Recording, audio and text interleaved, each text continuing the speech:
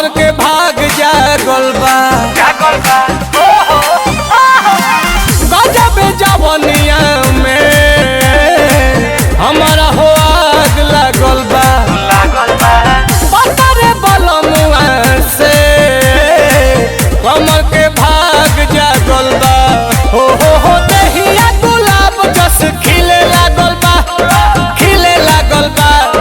खिले लागल बा रतिया में खटिया तो हिले लागल बा मजा मिले लागल बा अरे सच कही सैया जी से दिले लागल बा मजा मिले लागल बा